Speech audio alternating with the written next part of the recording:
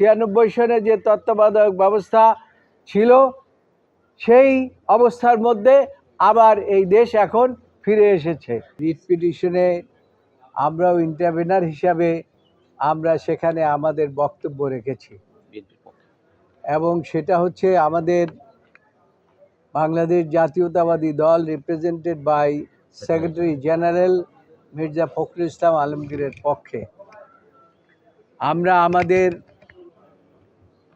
একটা লিখিত আর্গুমেন্ট ছাড়াও আমরা সেখানে আমাদের বক্তব্য আমরা উপস্থাপন করেছি। আমরা বলেছি একটি সংবিধান সংশোধন প্রক্রিয়া থাকতে পারে, পৃথিবীর বিভিন্ন দেশে সংবিধান সংশোধন হয়, কিন্তু আমাদের দেশের সংবিধান যতবারই অ্যামেন্ডমেন্ট হয়েছে 15, 14, থার্ড অ্যামেন্ডমেন্ট, ফোর্থ অ্যামেন্ডমেন্ট থেকে আরম্ভ করে সবগুলো সংবিধানই হয়েছে ব্যক্তি স্বার্থকে লক্ষ্য করে, accept fifth amendment. Fifth amendment শুধু জনগণের স্বার্থ রক্ষা করার জন্য, জনগণের ভোটের অধিকার ফিরিয়ে আনার জন্য করা হয়েছিল। এছাড়া অন্যান্য সংবিধান যেগুলো ফ্যাসিস্ট সরকাররা করেছিলেন তাদের ব্যক্তিগত স্বার্থ রক্ষার জন্য, অর্থাৎ জনগণের ভোটের অধিকার হরণের জন্যই সমস্ত অ্যামেন্ডমেন্টগুলো করেছিল। তার মধ্যে অন্যতম হচ্ছে এই 15th অ্যামেন্ডমেন্ট। এই সম্পর্কে আজকে আপনারা নিজেরাও শুনেছেন, সকল আইনজীবীরাও শুনেছে, এই আদালত কতগুলো ফাইন্ডিং দিয়েছেন এই জাজমেন্টের মধ্যে, এবং অনেকগুলো রেফারেন্স তিনি পার্শ্ববর্তী দেশ ভারতের দিয়েছেন এবং আমাদের দেশের 41 DLR যে 8th অ্যামেন্ডমেন্ট জাজমেন্ট সেটা সম্পর্কে তিনি বিস্তারিত আলোচনা করেছেন।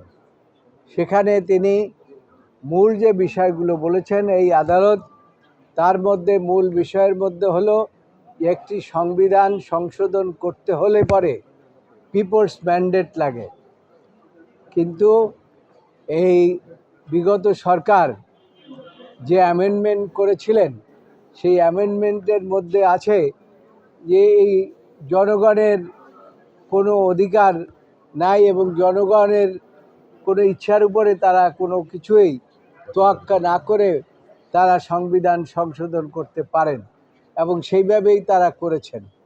এবং তারা সবচেয়ে বড় যে কাজটি করেছেন যে আমাদের আদালতকে ব্যবহার করেছেন। আদালত হচ্ছে বাংলাদেশের এই মানুষের guardian of the constitution.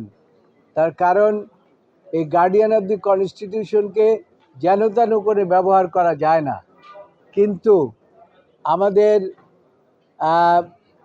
Fascist সরকারেরা তারা যেন তেন করে আদালতকে ব্যবহার করেছেন। আদালতের উপর অস্ত্র ধারণ করে আদালতের মাথায় অস্ত্র ঠেকিয়ে তারা জাজমেন্ট নিয়েছেন, এবং সেই জাজমেন্টের প্রতিফলন হচ্ছে এই 15th অ্যামেন্ডমেন্ট। আমরা সেখানে বলেছি, প্রথমেই যেটা বলেছি সেটা হলো যে 15th অ্যামেন্ডমেন্ট যেটা করা হয়েছে, যেখানে আপনার সর্বোচ্চ আদালতে একটা জাজমেন্ট ঘোষণা করা হয়েছিল, আপনারা জানেন, শর্ট অর্ডার দিয়ে। সেই শর্ট অর্ডারের মধ্যে যে জিনিসটি ছিল সেটা ছিল 2 বার অন্তত পার্লামেন্ট নির্বাচন তত্ত্বাবধায়ক সরকারের অধীনে হতে পারে এবং পার্লামেন্ট সেভাবে সংশোধন করবেন। কিন্তু পরবর্তী কয়েকদিনের মধ্যেই সংবিধান সংশোধন হয়ে গেল, কিন্তু আদালতের রায়ের প্রতি অবজ্ঞা করে এই রায়ের প্রতি কোনো তোয়াক্কা করলেন না। পরবর্তীতে যেভাবে সংবিধান সংশোধন হয়েছে সেভাবেই সাবেক প্রধান বিচারপতি খায়রুল হক সাহেব জাজমেন্ট দিয়েছেন, পূর্ণাঙ্গ জাজমেন্ট দিয়েছেন, যেটা এই দেশের জাতি গ্রহণ করে নাই। এবং সেই সম্পর্কেও আমরা এই আদালতে আমাদের বক্তব্য উপস্থাপন করেছি।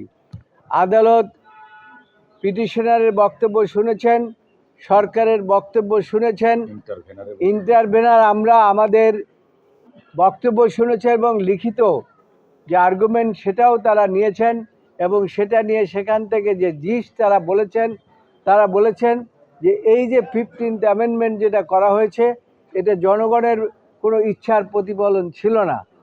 এটা আমাদের দেশেরও যে জাজমেন্ট আছে সেখানে বলা আছে একটি সংবিধানকে সংশোধন করতে হলে পরে যে সমস্ত উপাদান থাকা দরকার, তার মধ্যে basic structure of the constitution, এটা চেঞ্জ করা যাবে না। কিন্তু বেসিক স্ট্রাকচারটা তৈরি হয় পিপলসের উইলের উপরে, সেটাও আদালত বলেছে। এবং সেই পিপলসের উইলের তারা কোনো তোয়াক্কা করেন নাই, না করেই তারা 15th অ্যামেন্ডমেন্ট করে তারা জনগণের ভোটের অধিকার হরণ করেছেন। যেখানে জনগণ হচ্ছে সমস্ত ক্ষমতার মালিক, সেই জনগণকে অবজ্ঞা করে 15th অ্যামেন্ডমেন্ট করেছেন। আদালত সমস্ত কিছু বিশ্লেষণ করেছেন, বিশ্লেষণ করে যে জাজমেন্টটা দিয়েছেন সেটা হচ্ছে this judgement of the 15th amendment is unconstitutional and ultra vires to the constitution. সুতরাং এই জাজমেন্ট এখন থেকে আর টিকে থাকতে পারে না এবং এখন পূর্ণ অবস্থায় আগে 1996 সনে যে তত্ত্বাবধায়ক ব্যবস্থা ছিল সেই অবস্থার মধ্যে আবার এই দেশ এখন ফিরে এসেছে। কাজেই এই সম্পর্কে যে বক্তব্য আদালত দিয়েছেন সেটা জনগণ গ্রহণ করেছে। কি boss, vital match, tough opponent, tension?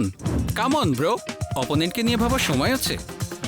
আসল অলরাউন্ডারের কাজই তো হলো যে কোনো টাফ সিচুয়েশনে টিমকে অলরাউন্ড প্রোটেকশন দেওয়া। জাস্ট লাইক মাই টাইলক্স, যার অ্যান্টিব্যাকটেরিয়াল এজেন্ট টয়লেটের কোনায় কোনায় পৌঁছে 99% জীবাণু ধ্বংস করে, টয়লেটের কঠিন দাগ ও দুর্গন্ধ দূর করে টয়লেটকে রাখে ক্লিন আর সুবাসিত।